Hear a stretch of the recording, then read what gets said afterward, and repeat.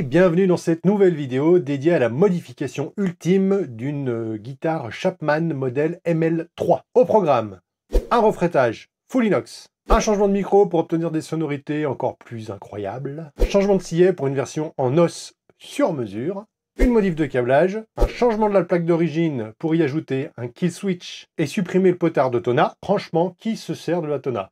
Tiens, bah dites-le moi dans les commentaires justement juste en dessous si vous en servez ou pas. Me concernant, c'est juste de la déco, hein? Et vous? Et bien sûr, on terminera sur un réglage complet. Chaque étape sera expliquée en détail et ça vous donnera un aperçu de ce qui se passe sur mon établi lorsque je modifie une guitare pour l'améliorer et en faire un engin de rock'n'roll. Alors préparez-vous à découvrir, enfin je l'espère, comment une simple guitare peut se transformer en guitare unique, un custom dédié, et comme dirait un de mes abonnés, il se reconnaîtra, à transformer cette guitare en une machine à faire de la terrine en gelée de dindon. Hein? Bon, vous êtes prêts? Eh ben allons-y!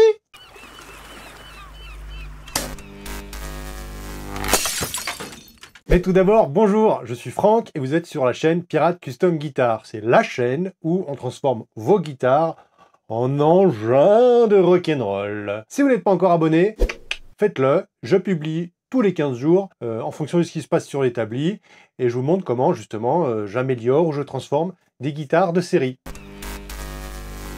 Ah, la marque Chapman Guitars, c'est le fruit de l'imagination d'un musicien plutôt doué et un célèbre youtubeur, j'ai nommé Rob Chapman. Un jour, il s'est réveillé, il s'est dit « Tiens, pourquoi pas créer des guitares de qualité qui ne coûteraient pas un bras plus une jambe ?» Et c'est ainsi que Chapman Guitars est né vers 2008-2009, je crois. Ces guitares sont fabriquées en Asie, en collaboration notamment avec la société coréenne WMI. Les modèles Chapman sont reconnus pour leur polyvalence, bien que ce soit un peu orienté rock quand même, leur jouabilité qui est très confortable, et leur style qui en jette. Alors je vous propose de regarder de plus près ce qui est sur l'établi aujourd'hui. Alors, on a une guitare au format un peu télé, marque Chapman, hein, c'est sûr, c'est un corps en aulne, c'est un manche vissé en érable, le diapason fait 25,5 idem à celui de Fender, et le radius fait 9,5. Alors, on a un switch télé 3 positions, un bouton de volume, un bouton de Tona, qu'est-ce qu'on a d'autre? Un chevalet Chapman avec des pontets en laiton, donc les deux micros simples, hein, Chapman. La touche est en érable, je vous l'ai déjà dit. Là, on a des mécaniques étagées. On verra derrière ce que c'est comme marque. On a des cordes traversantes avec des férules, ça c'est bien. Qu'est-ce qu'on a d'autre? Tiens, on n'a pas de plaque comme sur les télés. Vous voyez que la forme était un peu plus travaillée. Pareil, on a le chanfrein stomacal et un bon accès aux aigus. Manche en érable, en une pièce. C'est des mécaniques à blocage. Chapman ML3 traditionnel. Donc je vous disais des mécaniques à blocage. C'est du Goto. Je suis pas sûr que ce soit les mécaniques d'origine. Bon. Et Made in Indonesia. Ok.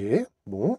Qu'est-ce qu'on va lui mettre? Donc un micro Seymour Duncan Antiquity en micro manche. Ok.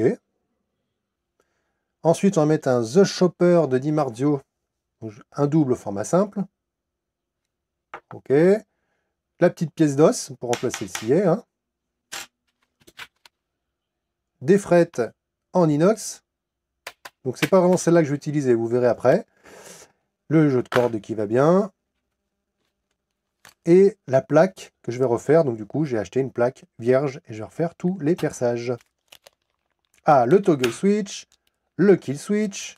Je vous parlais tout à l'heure d'un changement de plaque et d'une modif de câblage. Mon client Amaury souhaite installer un kill switch parce qu'il n'a encore jamais eu entre les mains de guitare avec ce genre de dispositif. Il souhaite également changer le switch standard 3 positions par un toggle switch 3 positions, idem à ceux qu'on va retrouver sur une Les Paul par exemple. Donc, le nouveau montage va ressembler à ça. La plaque vierge, le petit kill switch qu'on va mettre à la place du sélecteur, le sélecteur qu'on va mettre à la place du potard de volume, et le potard de volume qui va se retrouver à la place du potard de Tona. Alors, je vais ouvrir la plaque pour regarder ce qu'il y a derrière. Ok, bon, les soudures, j'ai déjà vu mieux quand même. Hein. Ouais, c'est un peu décevant. Après, le reste, c'est du standard, mais ouais, sur les potards, on voit que les soudures sont pas hyper propres. Alors, on va commencer par un peu prendre des cotes. Donc pour ça, le petit coup de scotch posé pour que je puisse faire mon traçage tranquillou bilou. Donc là, il s'agit de définir l'axe de symétrie pour que ce soit propre et que ce soit joli. Vous avez noté que je travaille en chemise, et oui, des fois je travaille en chemise, c'est classe. Ensuite, eh ben, on prend les cotes sur tous les éléments qu'on va devoir monter. Et l'idée, c'est de les répartir sur la plaque pour que ce soit un petit peu esthétique, un petit peu uniforme, quoi, que ce soit joli.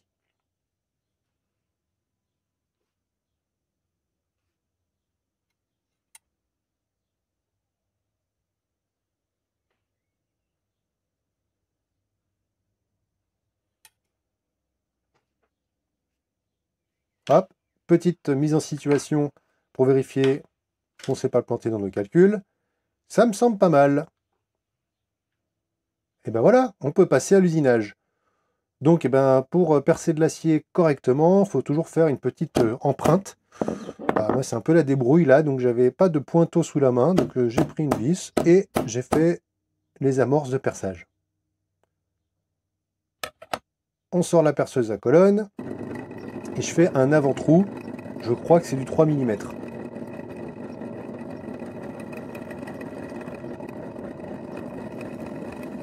Ensuite, eh ben, je monte les bons forets, donc j'ai besoin d'un 12 et d'un 11 et des bananes.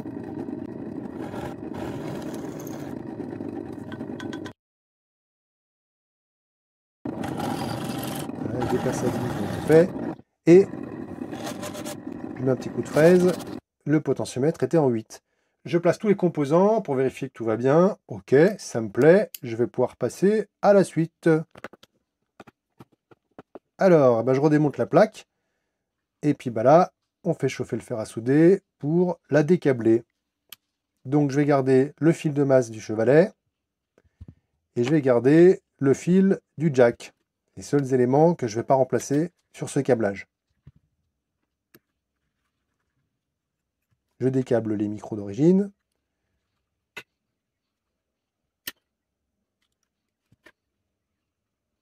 Et ça, c'est la masse du jack que je coupe parce que je vais devoir retravailler le fil. Et ben voilà, j'enlève la plaque de base. Et puis je vais la rendre à mon client, il en fera ce qu'il voudra.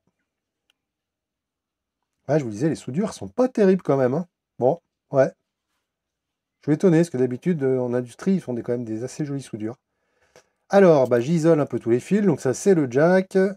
Ça, c'est la masse du chevalet. Et puis maintenant, je peux m'atteler au démontage des micros. Donc pour ça, je démonte la plaque pour avoir accès à ce qui se passe dessous. Et voilà la coquine. Et je peux enlever le micro-manche. Un petit coup de nettoyage, ça fait pas de mal. Il y a toujours un peu de la crasse qui s'installe avec le temps. Et là, je procède au changement du micro. Ouais, c'est pas très compliqué. 3 vis à desserrer. On vire l'ancien. C'était quoi comme micro, ça? Ouais, on dirait que c'est du...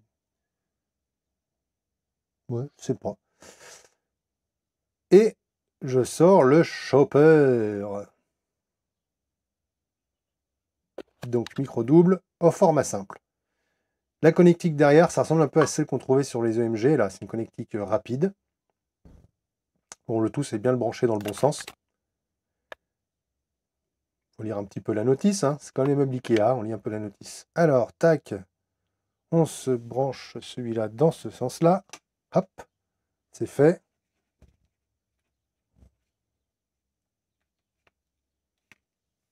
Voilà, bien mis. On est bon. Et puis là, jeu de Lego, hein. On remonte le micro avec les petits ressorts qui vont bien.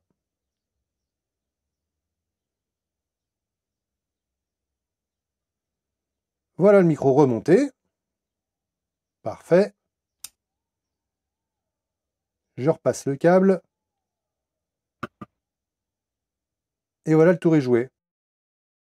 Ça, c'est faire bien attention à la masse du chevalet, qu'elle soit bien en appui pour que vous n'ayez pas justement ces fameux problèmes de masse quand vous lâchez les cordes et ce petit buzz.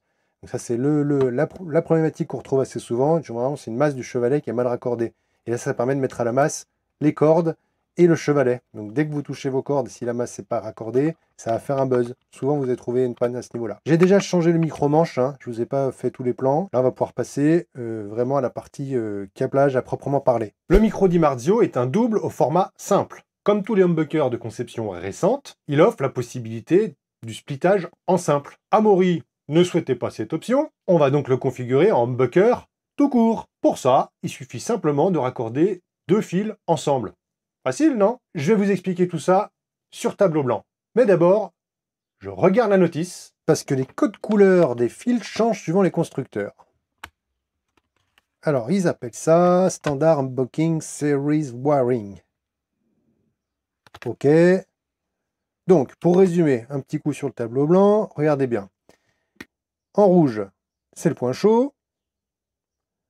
Ça, c'est le fil qui arrive du micro, hein. En noir et blanc, bah, c'est ce qu'on va raccorder ensemble pour justement couper le split. Et après, il va nous rester deux fils, le vert et la tresse de masse que je fais ici en bleu, qu'on va raccorder ensemble pour que ce soit la masse générale du micro. En pratique, eh ben, je regroupe les câbles. Donc le rouge, il est là. Je le torsade un petit peu.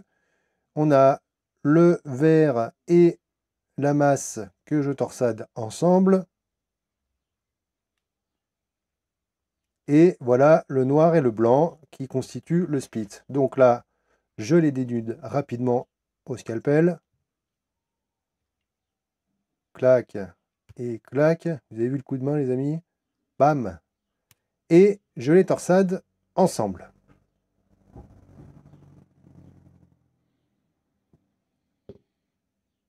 Je les étame tous un petit coup.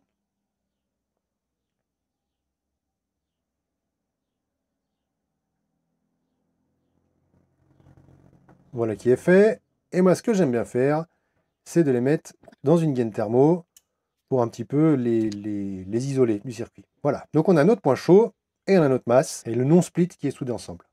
Et ben voilà notre micro double qui est raccordé et qui est prêt à envoyer du bousin. Je vais maintenant vous dessiner le nouveau câblage pour cet engin de rock'n'roll en devenir. Alors, je sais, on a arrêté l'école jeune, on fait du rock, on n'aime pas trop se prendre la tête, on aime les trucs simples. Ok. Mais là, va falloir quand même y mettre un peu du vôtre, hein. Donc, je vous demande un petit peu d'attention. On retourne sur le tableau blanc et on prend des notes. Alors, je vous dessine rapidement le potentiomètre de volume, le petit toggle switch et le kill switch. Là-haut, je vous fais figurer les micros, donc le micro chevalet et le micro manche. En rouge, le point chaud, donc le chevalet va sur cette patte du switch, le point chaud du manche va aller sur cette patte du switch. Les masses vont au cul du switch, et c'est ici que je vais faire converger toutes les masses. La sortie du switch va à l'entrée du potard de volume. En sortie de potard de volume, nous dirigeons vers le key switch. Et quand on sort du key switch, on va... Est-ce qu'il y a quelqu'un qui suit? Eh bien au jack, le point chaud du jack. La masse du jack va au niveau du switch. Je raccorde le capot du potard de volume et je le ramène où? Suspense. À la masse du switch. Voilà, une belle masse en étoile. Il faudra raccorder en plus la masse du chevalet, hein, dont je les ai parlé tout à l'heure. Notre montage de plus près, eh ben, il n'y a plus qu'à raccorder tout ça. Elle est pas belle la vie?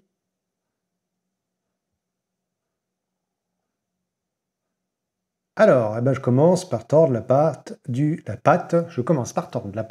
potard de volume, celle que je vais relier à la masse.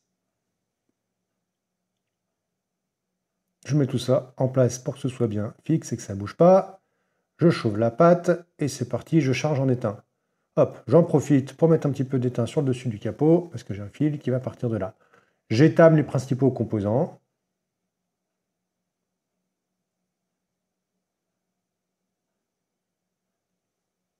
Voilà ce que ça donne.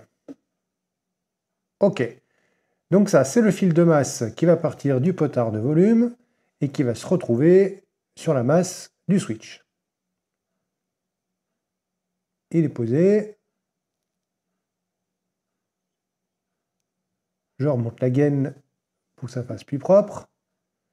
Et avec le câble tissu, moi ce que j'aime bien, c'est qu'on peut faire des jolis angles. Donc ça fait tout de suite des câblages un peu tout propre, tout joli.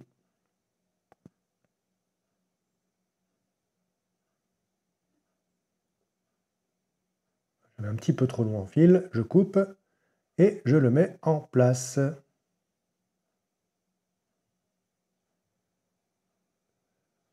J'ai avancé un petit peu dans le câblage. Hein. Là, je raccorde le point chaud du micro du Dimarzio. C'est fait. Le point chaud du Seymour.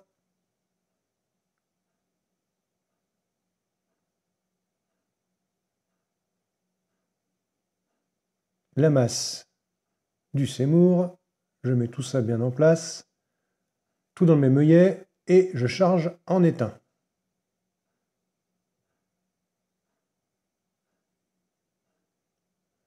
Voilà ce que ça donne. Et je peux rentrer tout le bazar dans la trappe prévue à cet effet.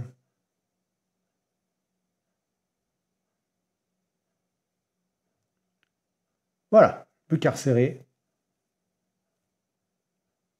Et on a une nouvelle plaque toute belle. On va tester quand même le routing dans l'ampli.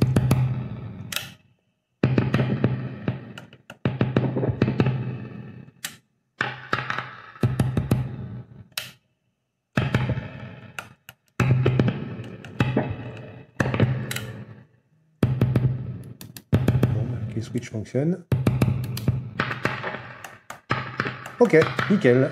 Voilà pour le câblage. Vous êtes encore en vie? Vous en voulez encore? Alors on lève les bras et on attache sa ceinture.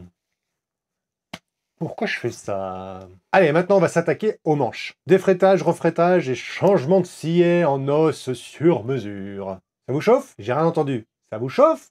Ouais! Alors on y va! Je démonte le manche et je commence à défraiter. Bon, j'ai perdu les rushs de cette étape, j'avais plus que quelques photos. Je vous ai dit tout à l'heure, en fait, les frettes me paraissaient trop petites. Mon client voulait de la jumbo, donc j'en ai recommandé d'autres chez Stumac, qui sont livrés en barrette. Il va falloir que je les cintre. Alors, je crois que c'est du 9,5. Je vais quand même vérifier avec ma jauge. Le manche m'a l'air bien en 9,5. Oui, c'est du 9,5, pas de problème. Donc, je règle mon bender et je vais cintrer les frettes. Donc moi, je vous conseille je vous conseille de cintrer toujours un petit peu plus, avec un rayon un peu plus petit, histoire que la frette soit bien plaquée sur les bords. Voilà ce que ça donne une fois cintrée. Là, il me suffit de placer la frette en place et de la couper à la bonne longueur. C'est fait. Alors, c'est de l'inox, c'est dur à couper. Enfin, c'est dur à travailler. Je la passe sous presse.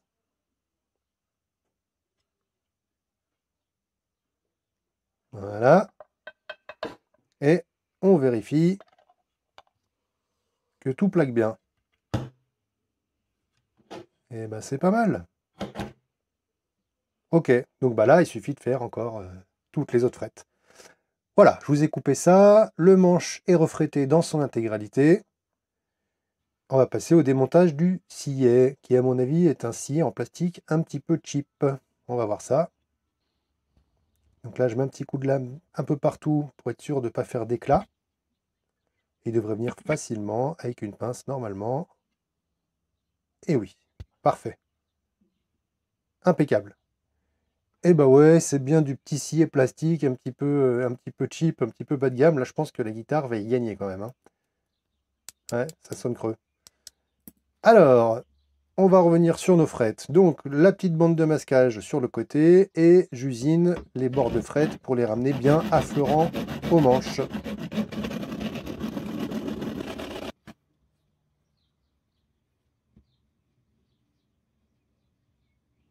Bon, je vous ai passé un peu les étapes. Maintenant, un petit coup de planimétrie et de redressage. Il y a toujours ça à faire. Il y a toujours un petit besoin de planimétrie après un fretage, en tout cas pour moi. Le travail des frettes pour les remettre en forme bien comme il faut, bien en dôme. Le polissage. Donc il y a différentes techniques, hein, Dremel, etc., etc. Moi j'aime bien le faire comme ça à la main. Je commence au 400 et je finis aux alentours du 12 000. Et là on revient sur le sillet. Alors voilà celui d'origine. Et voilà par quoi on va le remplacer. Alors je me pose sur mon marbre et je vais déjà commencer par comment dire, débiter un petit peu ce gros morceau d'os. Donc on voit qu'il est beaucoup trop long. Donc déjà je vais le ramener à la longueur. J'en profite pour prendre les cotes d'épaisseur. Et je marque en noir tout ce qui va devoir dégager. Ok, un petit coup de scie.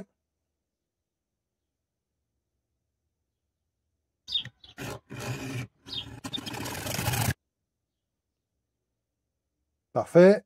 On va s'occuper maintenant de l'épaisseur.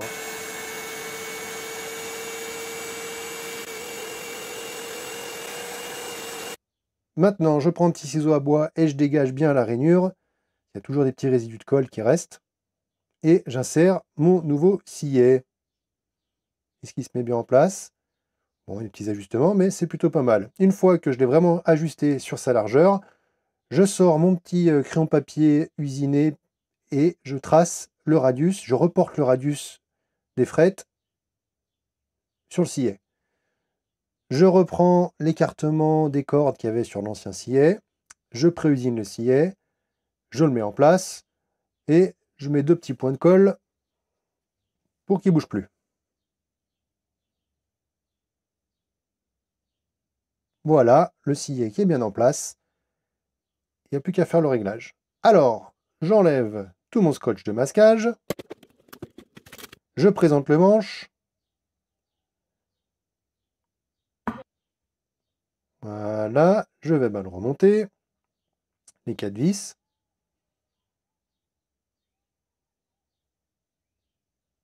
Et je vais remonter le nouveau jeu de corde.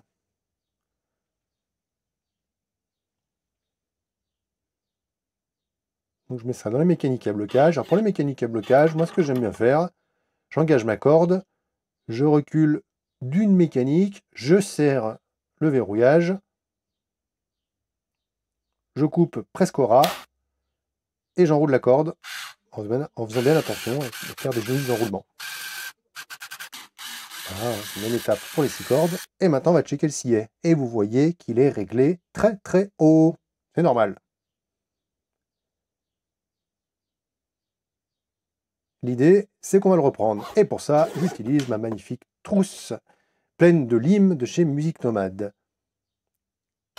Donc, on commence par la corde grave. J'usine ma rainure. J'enlève un peu la poussière. J'en mets la corde en place et je recheck. Je suis toujours trop haut, donc je renlève la corde. Je rusine. Un petit coup de pinceau et je recheck. Là, ça commence à ressembler à quelque chose, mais je pense que je peux aller encore un poil plus bas. Et on va... Ouais, là, ça me plaît bien. On est bien à ras. Ok, et ben c'est parti. On va se faire les 5 autres cordes, suivant le même process.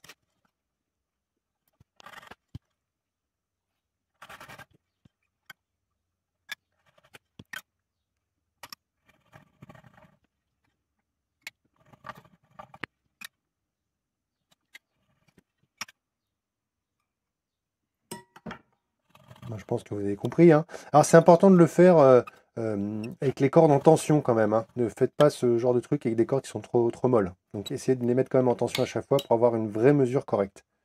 Ben voilà, un petit check de toutes les cordes. Et ben c'est super, on est bien à ras de la première frette. Impeccable.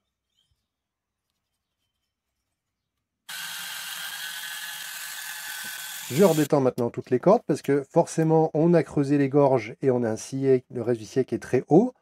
Je sors ma lime et je rabote le sillet qui est beaucoup trop haut pour le ramener à une hauteur un peu plus décente. Ensuite, je passe aux phases de finition, donc du grain 400, du 600, du 800, voilà, du 1000, du 1200, je monte en grain tout doucement, jusqu'à aller au polish au 12 000.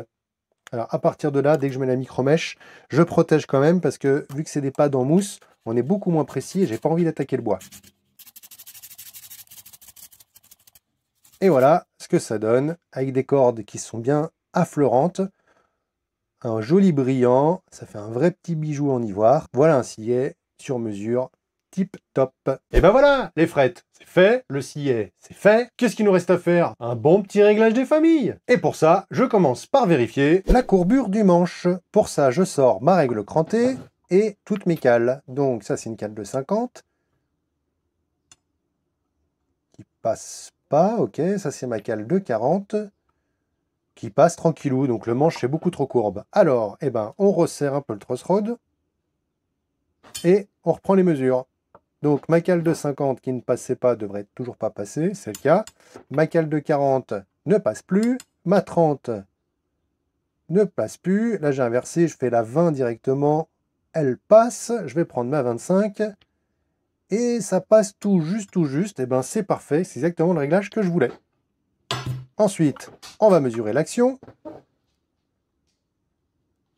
Ah, on est quand même assez haut.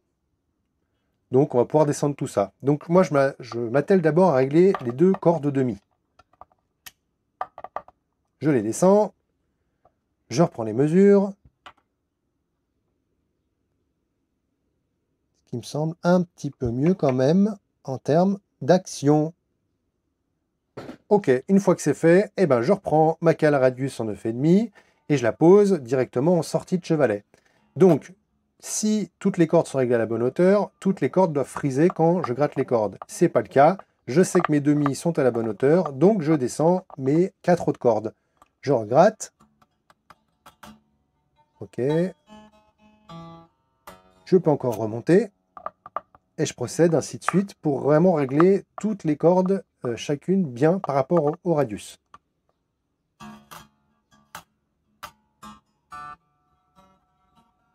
Ok.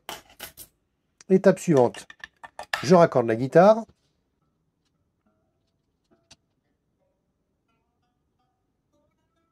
Nickel. Et je vais vérifier l'intonation. Donc là, l'idée, c'est que la corde à vide doit faire la même note que la corde frettée à la 12e case. Si ce n'est pas le cas, on modifie. Si c'est trop grave, on ramène le pontet vers le sillet. Si c'est trop aigu, on l'écarte. Je passe au réglage de la hauteur des micros. Donc là, on frette à la dernière case et on mesure l'espace entre la corde et le micro. Si vous voulez quelques valeurs, je vous conseille d'aller voir ma vidéo dédiée au micro. Je vous mettrai la fiche en lien. Je teste maintenant en position de jeu pour vérifier que la guitare est agréable et qu'il n'y a aucune frise. Et puis maintenant, je la branche dans l'ampli.